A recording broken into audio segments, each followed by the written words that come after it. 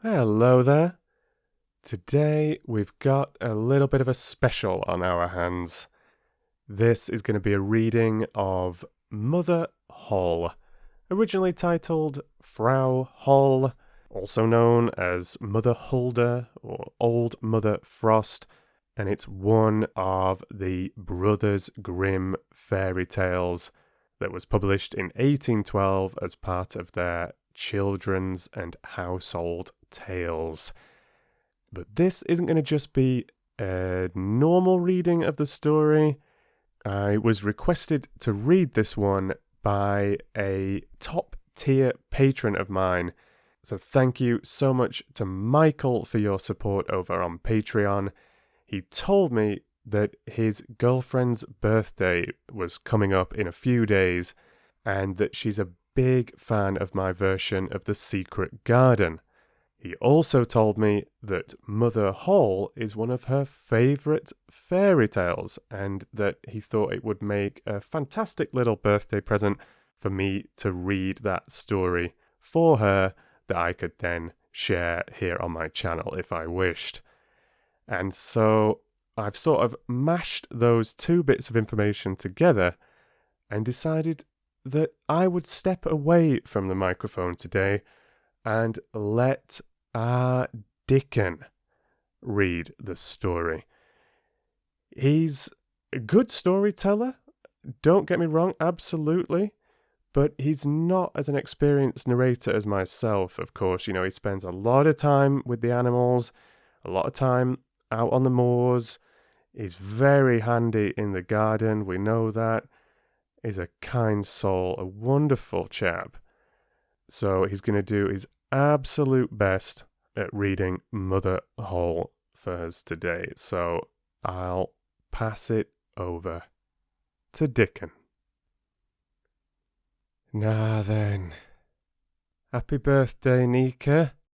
I do hope that I enjoyed story.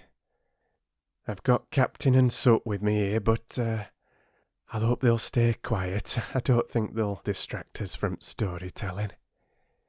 I reckon my own mother'd enjoy this one, don't you? I've took a greatly fancy to it myself. But anyway, let's get started, shall we? Once upon a time there was a widow who had 2 daughters. One of 'em was beautiful and industrious, the other ugly and lazy. The mother, however, loved the ugly and lazy one best because she was her own daughter, and so the other, who was only her stepdaughter, was made to do all work at house and was quite the Cinderella at family. Her stepmother sent her out every day to sit by t well in High Road, there to spin until she made her fingers bleed. Now it chanced one day that some blood fell onto t spindle, and as the girl stopped over t well to wash it off, the spindle suddenly sprang out of her hand and fell into t well. She ran home crying to tell of her misfortune, but her stepmother spoke harshly to her, and after giving her a violent scolding, said unkindly, "As you have let spindle fall into t well, you may go yourself and fetch it out." The girl went back to t well, not knowing what to do, and at last in her distress she jumped into t water after t spindle.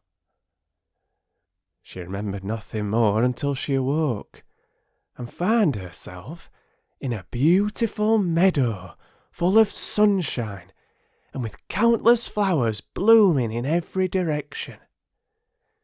She walked over t meadow, and presently she came upon a baker's oven full of bread, and the loaves cried out to her, take us out, or alas, we shall be burnt to a cinder. We were baked through long ago." So she took the bread shovel and drew them all out. She went on a little farther, till she came to a tree full of apples. shake me, I pray," cried the tree. "Me apples, one and all, are ripe." So she shook the tree, and the apples came falling down upon her like rain. But she continued shaking until there was not a single apple left upon it. Then, she carefully gathered apples together in a heap and walked on again. The next thing she came to was a little house, and there she saw an old woman looking out with such large teeth that she was terrified and turned to run away. But the old woman called after her, "What are you afraid of, dear child? Stay with me. If you will do the work of my house properly for me, I will make you very happy. You must be very careful, however, to make my bed in the right way, for I wish you always to shake it thoroughly so that the feathers fly about. Then they say, down there in world, that it is snowing, for I am Mother Holle." The old woman spoke so kindly that the girl summed up courage and agreed to enter into her service. She took care to do everything according to old woman's bidding, and every time she made bed she shook it with all her might, so that the feathers flew about like so many snowflakes. The old woman was as good as her word. She never spoke angrily to her, and gave her roast and boiled meats every day. So she stayed on with Mother Holle for some time, and then she began to grow unhappy. She could not at first tell why she felt sad, but she became conscious at last of great longing to go home. Then she knew she were homesick, although she was 1,000 times better off with Mother Holle than she was with her mother and sister.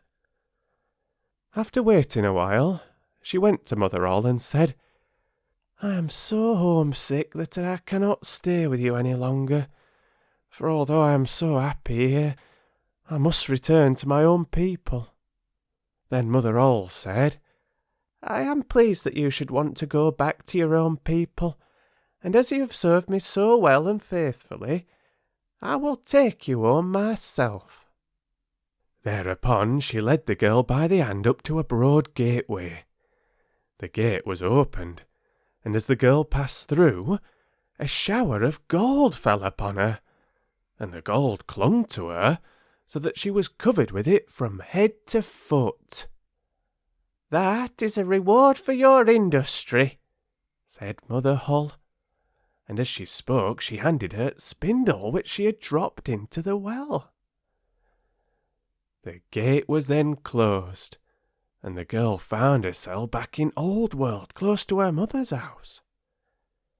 As she entered courtyard, the cock who was perched on well called out, "Cock-a-doodle-doo! Your golden daughter's come back to you."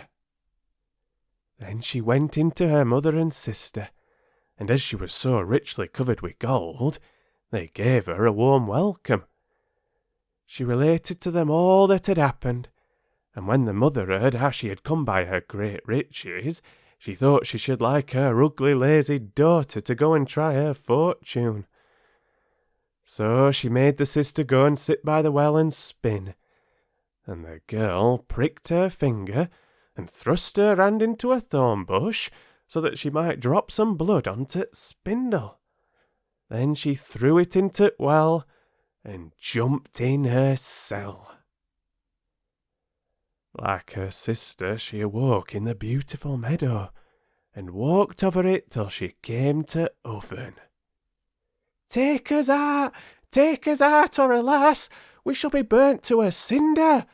We were baked through long ago," cried the loaves as before. But the lazy girl answered, "Do you think I'm going to dirty my hands for you?" and walked on. Presently she came to Apple Tree. shake me, I pray. Me apples one and all are ripe," it cried. But she only answered, "A nice thing to ask me to do. One at apples might fall on me head," and passed on. At last she came to Mother Holle's house, and as she had heard all about the large teeth from her sister, she was not afraid of them, and engaged herself without delay to the old woman. The first day she was very obedient and industrious, and exerted herself to please Mother Holle, for she thought it gold she should get in return. The next day, however, she began to dawdle over her work, and the third day she were more idle still. Then she began to lie in bed in mornings, and refused to get up. Worse still, she neglected to make the old woman's bed properly, and forgot to shake it so that the feathers might fly about. So Mother Holle very soon got tired of her, and told her she might go. The lazy girl was delighted at this. She thought to herself, "Ha! The gold will soon be mine." Mother Holle led her, as she had led her sister, to the broad gateway. But as she was passing through, instead of shower of gold, a great bucket full of pitch came pouring over her. "That is in return for your services," said old woman, and she shut gate. So the lazy girl had to go home covered with pitch, and the cock on well called out as she saw her, "Cock-a-doodle-doo! Your dirty daughter's come back to you." But try what she would, she could not get the pitch off, and it stuck to her as long as she lived.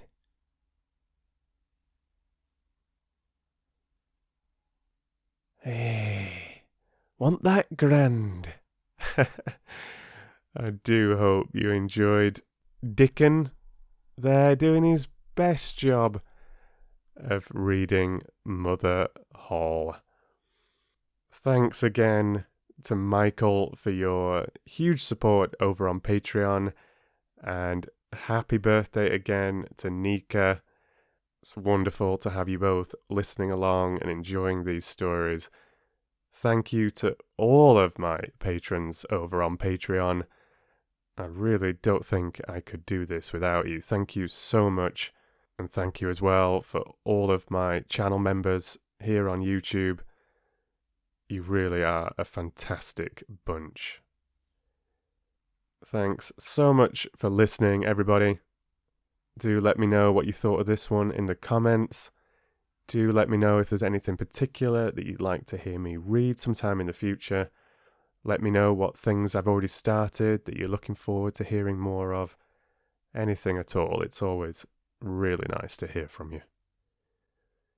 You take care now, wherever you are and whatever you're up to. And I'll read to you soon.